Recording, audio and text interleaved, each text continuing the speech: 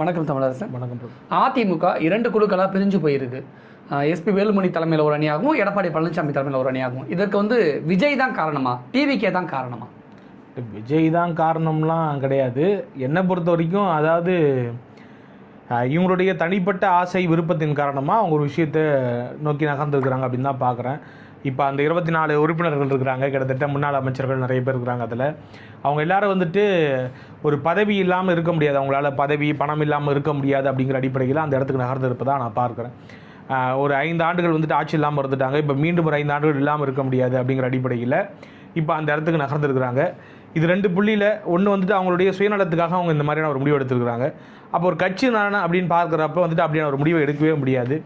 அப்போ people's mandate was very clear. என்னன்னாக்கா 3 கட்சிகளுக்குமே பெரும்பான்மை கொடுக்கல, 3 கட்சிகளுக்குமே கணிசமான ஒரு தொகுதியில் கொடுத்துருக்காங்க அப்படிங்கிறத பார்க்குறோம். ஒரு பக்கம் தாவேக்காவுக்கு 108, 2ஆம் இடத்துல அதிமுக கூட்டணிக்கு 73, அதிமுக கூட்டணிக்கு 53 அப்படிங்கிற ஒரு பொசிஷன் பண்ணியிருக்கிறாங்க. அப்போ இந்த புள்ளியில் அப்போ பெரும்பான்மையான மக்களுடைய ஆதரவை அதிமுக பெற்றிருக்கு அப்படிங்கிறத அவங்களுடைய வாக்குகளை வச்சு பார்க்குறோம், வாக்கு சதவீதத்தை வச்சு பார்க்குறோம். அப்போ பெருசாக டிஃப்ரென்ஸ் இல்லை 3 அணிகளுக்குமே. ஒட்டுமொத்தமாக இடைவெளிங்கிறது 2-3 அப்படின்னு தான் இருக்குது சதவீத அடிப்படையில் அப்படிங்கிறத நம்ம புரிஞ்சுக்கிறோம். ஆக இந்த சூழலில் வெறும் பதவிக்காக ஒரு கட்சியை அடகு வைக்கிறதுக்கான ஒரு முயற்சி அவங்க எடுக்கிறாங்க. அது கூடாதுன்னு ஸ்டபனாக எடப்பாடி பழனிசாமி அவர்கள் நிற்கிறாரு. இதுதான் அங்கே இருக்கக்கூடிய difference of opinion. SP Velumani, CV Shanmugam உள்ளிட்ட விஜயபாஸ்கர் உள்ளிட்ட அதிமுக எம்எல்ஏக்களுக்கு தாவைக்காலேருந்து அமைச்சர் பதவி தராங்க, 9 பேருக்கு அமைச்சர் பதவி தரான்னு சொல்லப்படுது. இந்த அமைச்சர் பதவிக்காக அதிமுகவுடைய பொதுச் செயலாளர் எடப்பாடி பழனிசாமியோட கிழிச்ச கோட்டை தாண்டி இவங்க செயல்படுறதெல்லாம் கட்சி தாவல் சட்டத்தின் கீழே தண்டிக்கப்படுவார்கள் அப்படிங்கிற மாதிரிலாம் சொல்லப்படுது. அப்போ இங்கே என்ன அடுத்து நடக்கும் அதிமுகவில்? அதுதான் கட்சி தாவல் சட்டம் அவங்க மேலே பாயின்னு தான் சொல்லப்படுது. கிட்டத்தட்ட ஆளுநரை வேறு சந்திக்க போகிறதா சொல்கிறாங்க. இவர் எடப்பாடி பழனிசாமி அவர்கள் ஆளுநர் அவர்களை சந்திக்க போகிறதாகவும், அதன் பிறகு இந்த புகார்கள்லாம் கொடுத்த பிறகு முறையான நடவடிக்கைகள் நோக்கி நகரும் அப்படிங்கிற மாதிரி குறிப்பிடப்படுது. கடந்த காலங்களில் கொடுக்கப்பட்டிருக்கக்கூடிய நீதிமன்ற தீர்ப்புகளுமே அதை தான் வலியுறுத்துவதாக நிறைய பேர் வல்லுநர்கள் சொல்கிறாங்க. அதன் அடிப்படையில் பார்க்குறப்ப இந்த உறுப்பினர்கள் தகுதி இழப்பு செய்யப்படுவதற்கான எல்லா வாய்ப்புகளும் இருக்குது. முதல்ல இது சட்டமன்றத்தில் அவைத்தலைவர் மூலமாக தான் அணுகப்படும். அவர் என்ன முடிவெடுக்க போகிறாரு அப்படிங்கிறது முதல் கேள்வி இருக்குது. அப்புறம் இது லீகலாவோ இல்லை ஏதோ ஒரு மூலமாக போகி அவங்க தகுதி நீக்கம் செய்யப்படுவதற்கான எல்லா வாய்ப்பும் இருப்பதாக தான் குறிப்பிடப்படுது. அப்போ அங்கே ஆட்டோமேட்டிக்காக ரீஎலெக்ஷன் வரதுக்கான சூழல் இருப்பதாக தான் நமக்கு தோணுது. அப்படி ரீஎலெக்ஷன் வச்சாங்கன்னா அந்த இடத்துல தாவேக்கா மறுபடியும் ஜெயிப்பதற்கு வாய்ப்புகள் அதிகமாக இருக்குல்ல? இல்லை, அது பிரச்சனை கிடையாது. தாவேக்கா எப்படி அதை அணுக போகிறாங்க அப்படிங்கிறது ஒரு கேள்வி இருக்குல்ல. தாவேக்கா இதே உறுப்பினர்களை அங்கே போட போகிறாங்களா? அப்போ உறுப்பினர்களை போட்டாங்க அப்படின்னாக்கா அது என்ன மாதிரியான சிக்கல் அவங்களுக்கு கொடுக்கும்? ஏற்கனவே பார்த்தீங்கன்னாக்கா தூய சக்தி வேடம்ங்கிறது ஒட்டுமொத்தமாக தோலுரிக்கப்பட்டிருக்கிறது. தூய சக்தின்னு சொல்லிட்டு இன்றைக்கி குதிரை பேரம் அளவுக்கு நம்ம போயிருக்கிறோம். ஏன்னா இன்றைக்கி எதிர்கட்சி தலைவர் விமர்சனம் பண்ணுறாரு, சோஃபா மாடல் ஆட்சி நடந்துக்கிட்டு இருக்கு, சோஃபா போது பின்னாடியே புதிய முதலமைச்சர் போகிறாரு, புதிய சோஃபா போது பின்னாடியே புதிய முதலமைச்சர் போகிறாரு, என்ன நடக்குதுன்னு தெரில. ஆக இங்கே பேர அரசியல் நடத்தப்படுதா அப்படிங்கிற ஒரு கேள்வி சந்தேகம் எல்லாருக்குமே இருக்குது. அவருடைய முகம் வெளுத்து போச்சு அப்படிங்கிறத எல்லாருமே பார்க்குறோம். ஆக ஏற்கனவே காமராஜ் அவர்களை தனிப்பட்ட முறையில் கூட்டு போயிட்டு அவங்களுடைய கட்சி தலைவர்களுடைய அனுமதி இல்லாமல் சைன் வாங்கினது அதெல்லாம் நம்ம பார்த்தோம். அது வீடியோவாக வந்துச்சு. அப்புறம் டிடி தினகரன் போயிட்டு ஒரு பெருசாக ஒரு ப்ரெஸ் மீட்லாம் கொடுத்தாப்புல. இது எல்லாத்தையும் பார்க்குறப்ப என்ன தோணுதுனாக்கா, இவர் சாதாரண அரசியல்வாதி தான். இத்தனைக்கும் தமிழ்நாட்டு அரசியல் வரலாற்றில் இந்த மாதிரியான ஒரு கல்ச்சரே கிடையாது. ஒரு கட்சி ஜெயிச்சதுக்கப்புறம் மாற்று கட்சிகள்கிட்ட இருந்து எம்எல்ஏக்களை விலை பேசி வாங்குறது, திருடுறது, இந்த மாதிரியான போக்குகள் கிடையவே கிடையாது. அப்படி இருக்கக்கூடிய சூழலில் அதற்கான முகாந்திரத்தை இவர் ஏற்படுத்திக்கிட்டு இருக்காரோ அப்படிங்கிற ஒரு சந்தேகம் எழும்புது. ஆக நம்ம என்னதான் வேணால் சொல்லலாம். இப்போ சிவி சண்முகம் தானா முன் கொடுக்குறாங்க, ஆதரவு கொடுக்குறாங்க. அப்போ பேக் எண்டில் என்ன நடக்குதுங்கிறது யாருக்கும் தெரியாது இல்லையா? அப்போ பல பேராக எப்படி சொல்கிறது, நிறைய விதமாக பேசப்படுது. நான் என்ன கேட்குறேன்னா, அதிமுகவுடைய அங்கீகரிக்கப்பட்ட பொதுச்செயலாளர் தேர்தல் ஆணையத்தால் யாருனாக்கா எடப்பாடி பழனிசாமி அவர்கள். இன்றைக்கி வரைக்கும் அவர் தான் பொதுச்செயலாளர்.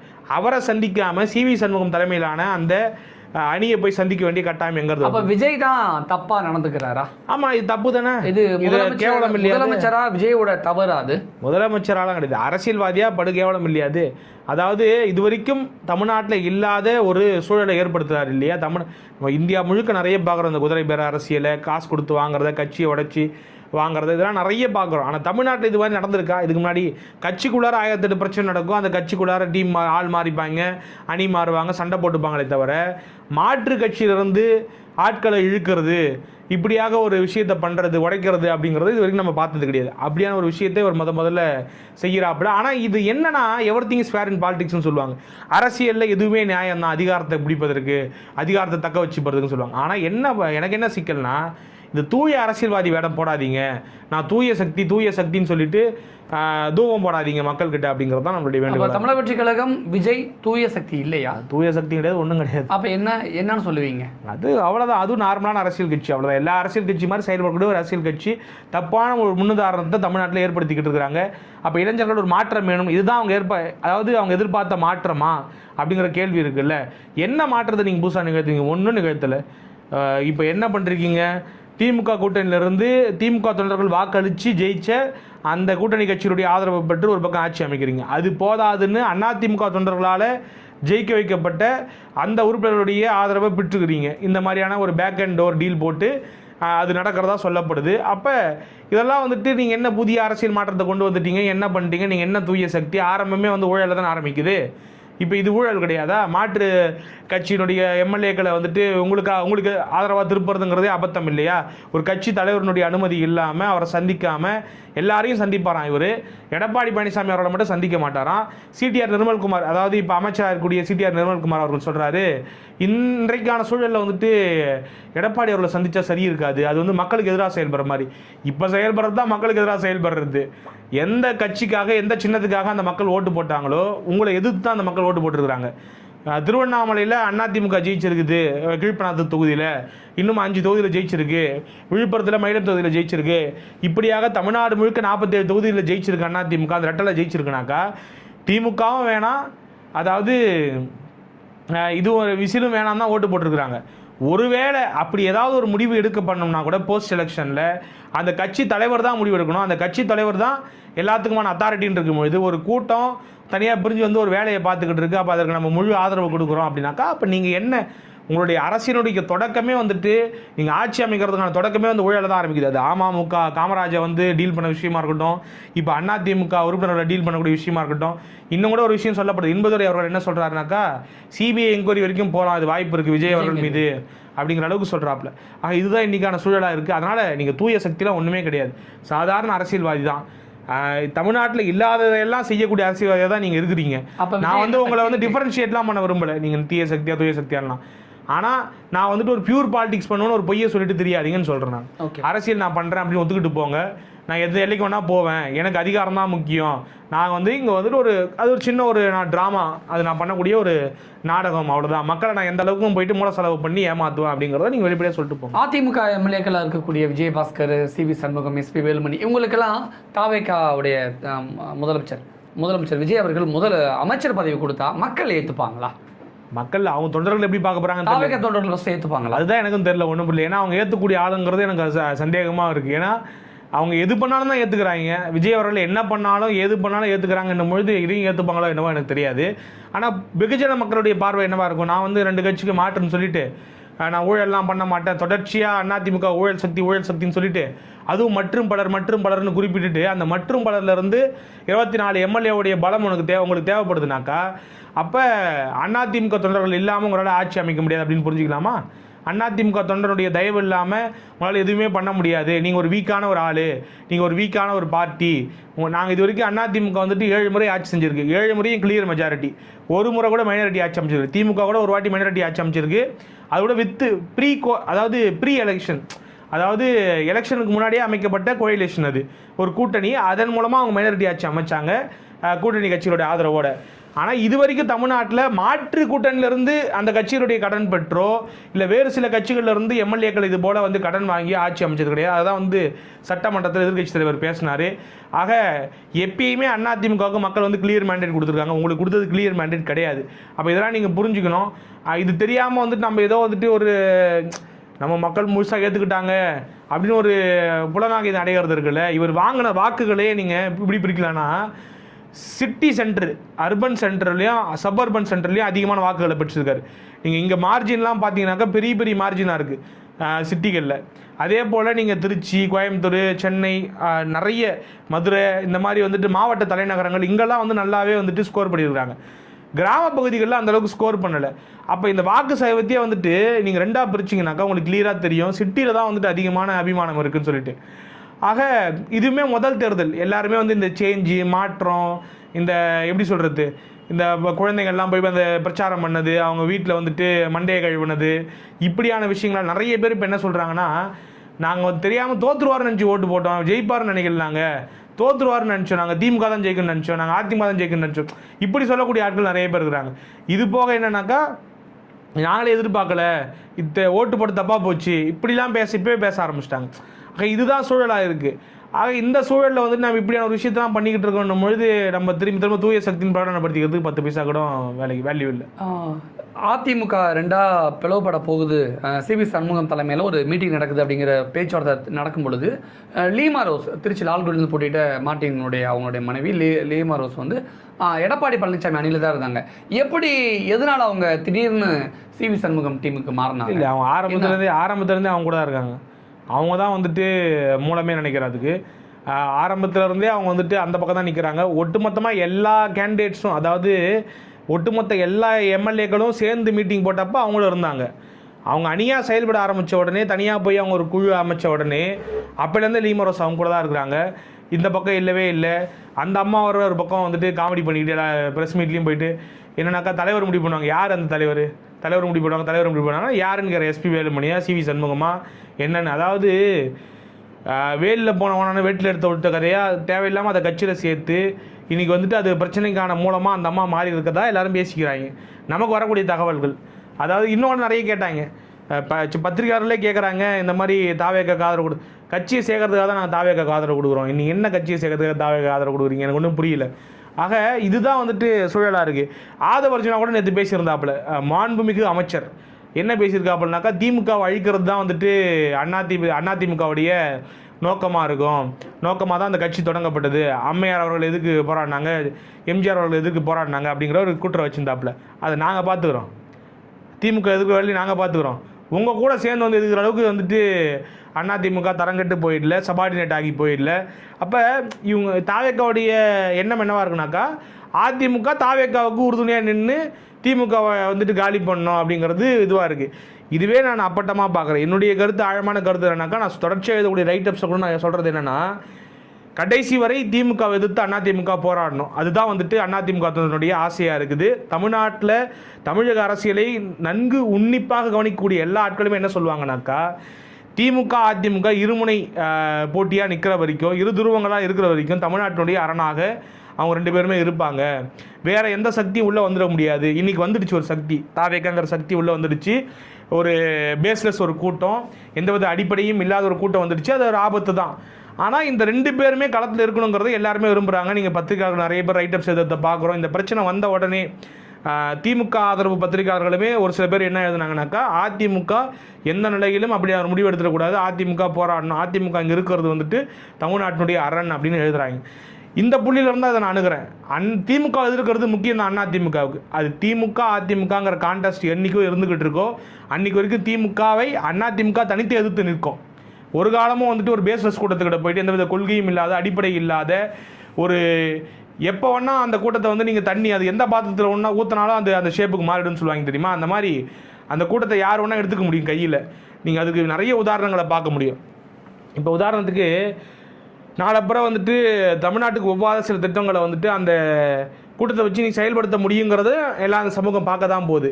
ஆக இப்படியான பல்வேறு சிக்கல்கள் இருக்குது. ஒருவேளை நாளைக்கு உண்மையிலேயே அதிமுக வந்துட்டு மக்களால் வந்துட்டு ஈர்ப்பு குறைஞ்சி போய் எலிமினேட் ஆக்கப்படுது, இல்லை வந்துட்டு சபார்டினேட்டாக ஆகிறதுக்கு சூழல் வருது, ஒரு 70 லட்சம் 80 லட்சம் வாக்குகளை பெறக்கூடிய ஒரு சூழல் ஏற்படுதுன்னா, அன்னைக்கு அதிமுகவுடைய சரியான முடிவாக எது இருக்குனாக்கா, திமுக கூட கூட்டணி வைக்கிறதா தான் இருக்கும். அதிமுகங்கிறது வந்துட்டு திமுகவிலிருந்து பிரிஞ்ச ஒரு கட்சி. திமுகங்கிறது அதிமுகவுடைய வேறு. அப்போ அந்த வேர்லேருந்து உருவாக்கப்பட்ட ஒரு இயக்கம் தான் இது. அது உருவாக்கப்படுறதுக்கு 1000 நோக்கம் இருக்கலாம். ஆனால் அந்த அதிமுக உருவாக்கப்பட்ட சில வருடங்கள்லேயே அது இணைப்பிற்கான பேச்சுவார்த்தைகள்லாம் போன வரலாறுலாம் உண்டு. ஆக நேச்சுரலாக ஏதாவது தலைவர்கள் வந்துட்டு பல்வேறு பிரச்சனைகளை சந்திச்சிருக்கலாம். கலைஞர் அவர்களுக்கும் அம்மையார் அவர்களுக்கும் நிறைய சிக்கல்கள் இருந்திருக்கலாம், சண்டைகள் இருந்திருக்கலாம், மோதல்கள் இருந்திருக்கலாம். அது சட்டமன்ற நிகழ்வை சொல்லுவாங்க. ஆனால் காலத்திற்கு ஏற்ப தான் நம்ம ஒரு முடிவு எடுக்க முடியும். மக்கள் நலன் சார்ந்து அரசியல் சூழலுக்கு ஏற்ப சில முடிவுகளை எடுக்கணும் அப்படின்னாக்கா அப்போ அதிமுகவுடைய நேச்சுரல் வேலையாக வந்து யார் இருப்பாங்கனாக்கா திமுக. நான் இன்றைக்கி சொல்லலை, ஒருவேளை அதிமுக வருங்காலங்களில் பலவீனப்படுது, இதே போல் நீங்கள் திமுகவுக்கு அதை பொருத்தி பார்க்கலாம். திமுகவும் அதிமுகவும் சேர்ந்தே பலவீனப்படுது, இல்லை திமுக பலவீனப்படுது, அப்போ அவங்க 2 பேரும் சேர்ந்து களமாறுறதுல எந்தவித தப்பும் இல்லைன்னு நான் சொல்கிறேன். அப்போ திராவிட அரசியலுங்கிறது தான் முதன்மை. கட்சிகள் வெவ்வேறாக இருக்கலாம், அப்போ அண்ணாவினுடைய அரசியல் தான் இங்கே முன்னிலைப்படுத்தப்படணும். நம்ம எல்லாரும் விரும்புகிறது என்னன்னாக்கா, இந்த மண்ணில் எப்பயுமே அண்ணாவினுடைய அரசியல் தான் ஆளணும், அண்ணாதுரை தான் ஆளணும். அப்போ அண்ணாதுரை எப்பயுமே ஆளணும்னாக்கா 2 பக்கமும் அண்ணாதுரை கட்சி தான் இருக்கணும், 2 பக்கமுமே அண்ணாதுரை கட்சி பலமாக இருக்கணும். தப்பி தவறி கூட இந்த நடிகர் கட்சி தொடர்ச்சியாக இருந்துடக்கூடாது அப்படிங்கிறதா என்னுடைய எண்ணமாக இருக்குது. இந்த நடிகர் கட்சி அப்புறப்படுத்தப்படணும், திரும்ப அதிமுக திமுகங்கிற அந்த பைபாலர் பாலிடிக்ஸ்குள்ளே தமிழ்நாடு நகரணும். அது மட்டும்தான் தமிழ்நாட்டினுடைய பாதுகாப்பாக இருக்க முடியுங்கிறத என்னுடைய பார்வையாக இருக்குது. இதை விட்டுட்டு இன்னைக்கு பார்க்கும்போது தெரியலாம். இன்னைக்கு நானே சொல்கிறேன், திமுக கூட கூட்டணிக்கு போகிறது வந்து அபத்தம். திமுக கூட 1,35,00,000 வாக்குகளை வச்சுக்கிட்டு அவங்களும் அதிமுக கூட கூட்டணி வரக்கூடாது. அதாவது இன்னைக்கு ஏற்பட்டிருக்கக்கூடிய இந்த திடீர் மாயையில், இந்த மாய பிம்பத்தில் விஜய்க்கு கிடைத்திருக்கக்கூடிய இந்த செல்வாக்கை பார்த்துட்டு அப்படி தப்பான முடிவை அவங்க எடுத்துடவே கூடாது. இவங்க 2 பேரும் எதில் நின்று சண்டை போடுறது தான் தமிழ்நாட்டுக்கு ஆரோக்கியமான விஷயம். இவங்க 2 பேரும் சண்டை போட்டு இவங்க 2 பேரும் களத்தில் முதன்மையான எதிரியாக மாறி தாவேக்கா வீழ்த்தப்படணும். அதுதான் தமிழ்நாட்டுக்கு சரியாக இருக்குங்கிறது என்னுடைய கருத்து. லீமா ரோஸ் அவருடைய பாயிண்ட் ஆஃப் இருந்து நம்மளுடைய மருமகன் வந்து தாவேக்காவுடைய அமைச்சர் ஆயிட்டாங்க, அதனால நம்ம ஆதரவு கொடுத்துட்டோம்னா அந்த ஆட்சி நீடிக்கும் அப்படின்னு மருமகனுக்காக லீமா ரோஸ் அவங்க லீடு எடுத்து முன்னாடி நின்று இந்த விஷயங்களை ஆதரவு தெரிவிக்கிற விஷயங்களை பார்க்குறாங்களா? அதெல்லாம் தெரியல எனக்கு. லீமா ரோஸுக்கே ஒரு ஆசை இருக்குது, அமைச்சர் பதவிக்கு போகணும் அப்படிங்கிற ஆசை இருக்குது. அது எந்த அளவுக்கு ஆயிடுவாங்களா, தாவேக்கா எந்த அளவுக்கு ஒத்துக்க போகுது, விஜய் எந்த அளவுக்கு முடிவெடுக்க போகிறாரு, முதல்ல இவங்க 6 பேர் அமைச்சர் ஆகிறதுக்கே எந்த அளவுக்கு அவர் இசைவு கொடுக்க போகிறாரு இப்படின்னு பல்வேறு கேள்விகள் இருக்குது. அதெல்லாம் பொறுத்திருந்தா பார்க்கணும். லீமா ரோஸ் அதான் சொல்கிறேனே, அவங்க குடும்பமாகவே வந்துட்டு அவங்க இப்போ செயல்படுறதை பார்க்கும்பொழுது ஒவ்வொரு கட்சியிலும் அவங்களுடைய ஆதிக்கம் இருக்கணும்னு முடிவு பண்ணி உள்ளே போந்த மாதிரி இருக்குது. ஒட்டுமொத்தமாக தமிழ்நாட்டினுடைய அரசியல் களத்தை கையில் எடுத்துக்கிட்டு இனி வரக்கூடிய காலங்களில் எப்படியான பாதிப்புகளுக்கு இந்த தமிழ்நாடு உள்ளாக போகுதுன்னு எனக்கு தெரியல, முன்கூட்டியே நம்ம அவதானிக்க முடியல. ஆனால் ஏதோ ஒரு அச்ச உணர்வு நமக்கு ஏற்படுது. ஒரு வெகுஜன மக்கள் வந்து பார்க்கக்கூடிய ஒரு ஆளாக ஒரு அச்ச உணர்வு ஏற்படுது. பயம் வருது. லாட்ரி, அதாவது லாட்ரி விற்று தான் வந்துட்டு அவங்க இவ்வளோ பெரிய உயரத்துக்கு போயிருக்கிறாங்க. அந்த லாட்ரி வேணாம்னு சொல்லிட்டு புரட்சி தலைவி அம்மா அவர்கள் தான் அதை வந்து முதல் முறையாக முடக்குனாங்க, தமிழ்நாட்டிலேருந்து ஒட்டுமொத்தமாக அப்புறப்படுத்தினாங்க. இப்போ அதே கூட்டம் வந்துட்டு அரசியலே கையில் எடுக்குது அப்படின்னும் பொழுது அது கொஞ்சம் அச்சுறுத்தலாக மாறுது. மறுபடியும் லாட்ரி வந்துடும் அப்படின்னு நினைக்கிறீங்களா? அதுக்கு விஜய் இசை கொடுத்தாருன்னா வரதான் செய்யும். விஜயினுடைய கரங்கள் இருக்க கட்டி போடப்பட்டது அந்த கூட்டத்தால் ஒத்துப்பாங்களா? மறுபடியும் விஜய் லாட்ரி மக்கள் ஒத்துக்க மாட்டாங்க தான். இப்போ நீங்கள் ஒரு அரசுகிட்ட போனது ஒத்துப்பாங்களா லாட்ரி வந்துச்சுன்னா? இல்லை, அதான் சொல்கிறேனே, அவங்க ஒத்துக்கலைங்கிறதுலாம் அது அப்புறம் டிபேட்டு. ஒரு அதிகாரம் மொத்தம் கையில் இருக்கும் பொழுது சில முடிவுகளை அவங்க எடுக்கிறாங்கனாக்கா அப்போ அது நடக்க தான் செய்யும். அப்புறம் அது ஆட்சி மாற்றம் நிகழ்கிற வரைக்கும் அங்கே பாதிப்புகள் இருக்க தான் செய்யும். அப்படி சொல்கிறேன் நான். அப்போ மார்ட்டின் குடும்பத்திலேருந்து லாட்ரி வரப்போகுதுன்னு நான் சொல்லலை, அதாவது ஒரு அச்சம் இருக்குன்னு நான் சொல்கிறேன். அதாவது இவங்களால் கைப்பற்றப்படுதோ அரசியல், நீங்கள் தொடர்ச்சியாக சுற்றி பார்த்தீங்கன்னாக்கா அவங்களுடைய குடும்பத்தினுடைய கைகள் எங்கெங்கெல்லாம் ஆக்டோபஸ் கரங்கள் மாதிரி விரிஞ்சிருக்குங்கிறத பாருங்கன்னு நான் ஒரு எச்சரிக்கையாக சொல்கிறேனே தவிர இது நடக்க போகுது, இதுக்கு விஜய் இசை கொடுக்க போகிறாரு, ஏன்னா விஜயுமே அவருடைய பேர் கெட்டு போகக்கூடாதுன்னு தான் யோசிப்பாப்புல. ஆனால் அரசியல் எது ஒன்றும் நடக்கலாம் இல்லையா? இவங்க என்ன நோக்கத்தோடு வந்திருக்கிறாங்க நிறைய சொல்லப்படுது. விஜயனுடைய கட்சிக்கு இவங்க தான் ஃபண்ட் பண்ணியிருக்கிறாங்க அப்படின்னு சொல்லப்படுது. அப்போ இது எல்லாமே வந்துட்டு ஒரு நெருக்கடியாக விஜய்க்கு மாறலாம் இல்லையா? அப்போ அப்படி நம்ம யோசிக்க வேண்டியது கட்டாயம். அப்போ விஜய் முதலமைச்சரில், விஜய் ஆட்சியில் மார்ட்டின் குடும்பத்தில் 2 தமிழக அமைச்சர்கள் இருக்க போகிறாங்க அப்படின்னு புரிஞ்சுக்கலாம். எனக்கு அதை பற்றிலாம் ஐடியா இல்லை. அதான் இப்போ ஒருத்தர் அமைச்சராக இருக்கிறாப்புல, இவங்க வந்துட்டு ஒரு வேலையை பார்த்து ஒரு ஆப்ரேஷன் பண்ணிக்கிட்டு இருக்கிறாங்க. அதிமுகவிலிருந்து எம்எல்ஏக்களை ஆதரவு திரட்டி அங்கே கூட்டம் போய்கிட்டு இருக்கிறாங்க. அப்போ அவங்களுடைய நோக்கம்ங்கிறது அவங்களுக்கு ஏதோ ஒரு ஆதாயம் இருந்தால் தான் செய்வாங்க. அதே தான் ஆதவ அர்ஜுனாவும் வெளிப்படுத்தாரு நேற்று மேடையில். அதிமுக தாவேக்கா கூட தான் நிற்கணுங்கிற மாதிரி இன்டெரக்டாக சொல்கிறாப்புல. அவங்க நீங்கள் எப்படி திமுக அதிமுக கூட கூட்டணி பேசுவீங்க, நீங்கள் எப்படி சேர்ந்து ஆட்சி அமைக்கிறதுக்கான முயற்சி எடுப்பீங்க, அது அவங்க பிரச்சனை, அது அவங்க 2 பேர் பார்த்துக்கிட்டோம். உங்களுக்கு தேவையில்லாதது திமுக எதிர்ப்பு அதிமுகவுக்கு, அதிமுக எதிர்ப்பு திமுகவுக்கு. அவங்க என்னமோ பின்னாடி பேசிக்கிறாங்க, முடிவு பண்ணுறாங்க, அது மக்கள் முடிவு பண்ணிக்கிட்டோம். மக்கள் வந்துட்டு நீங்கள் செய்கிறது தப்புனுங்கிறத மக்கள் குரலாக எழும்பட்டோம். அதை முதல்ல அது ஷேப்பப்பே ஆகலை, அது ஒரு விஷயமாகவே நடக்கலை. அது எல்லாமே வந்துட்டு பேக் டோரில் யாரோ சொன்னதை கேட்டு காதுகளில் வாங்கி தான் நம்ம இன்றைக்கி பேசிக்கிட்டு இருக்கிறோம். யார் வந்து அதிகாரப்பூர்வமாக வெளில வந்துட்டு சிவி சண்முகம் சொன்னார், சிவி சண்முகம் சொன்ன எல்லாத்தையும் ஏற்றுக்கலாமா? நம்ம வரலாறு எடுத்து போட்டு பார்ப்போமா? சிவி சண்முகம் சொல்லிட்டாரு திமுக அதிமுக முன்னாடி உட்காந்து பேசிக்கிட்டாங்க அப்படின்னாக்கா, சிவி சண்முகம் ஆரம்ப காலகட்டத்தில் என்னென்னமோ சொல்லியிருக்காரு. அது எல்லாத்தையும் நீங்கள் உண்மை நம்பினீங்கன்னாக்கா உங்களை இந்த தாண்டி வேறு எதுவும் பெரிய விஷயத்தையும் எதோ நிறைய பேசியிருக்கிறாப்புல. அதை விட்டுருங்க, அது வந்துட்டு அவர் மேடையில் பேசுறது. நான் சொல்கிறது அரசியல் ரீதியான நிகழ்வுகள் குறித்து என்னென்னமோ பேசியிருக்கிறாப்புல. அப்போ அது எல்லாத்தையும் நம்ம எடுத்துக்க முடியுமா? ஓகே. எப்படியாவது எடப்பாடி ஓவர் கம் பண்ணி அதிமுகவை மீட்டெடுத்து விடுவார் அப்படின்னு நம்பி. மீட்டு எங்கெங்க போச்சு முதல்ல மீட் எடுக்கிறதுக்கு? நீங்கள் வேற மீட் எடுக்கிறதுனா என்ன? கட்சி வந்துட்டு அவர் கையை விட்டு போனாதான் மீட் எடுக்க முடியும். கட்சி தான் அவர் கையில் பிளவுபட்டு நிற்கிதுல. அதாவது சசிகலா நாளைக்கு உள்ள வந்துருவாங்க அப்படின்னு பார்க்கப்படும். யாரும் உள்ள வர முடியாதுன்னா இதுவா அது ரூமா அது உள்ள வந்து வெளில போகிறதுக்கு? அதாவது ஒரு பொதுக்குழு கூட்டணும், அந்த பொதுக்குழுவில் தீர்மானம் நிறைவேற்றப்படணும், பொதுக்குழுவில் ஒரு முடிவு எடுக்கப்படணும், அந்த முடிவு எடுத்து அந்த தீர்மானத்தின் அடிப்படையில் தான் ஒருத்தவங்க உள்ளே வர முடியும், வெளில போக முடியும். அப்படி பொதுக்குழுவில் தீர்மானிக்கப்பட்டு தான் பொதுச்செயலராக இவர் ஆயிருக்காப்புல. இப்போ ஒட்டுமொத்த டிசைடிங் அத்தாரிட்டி இவர் தான்.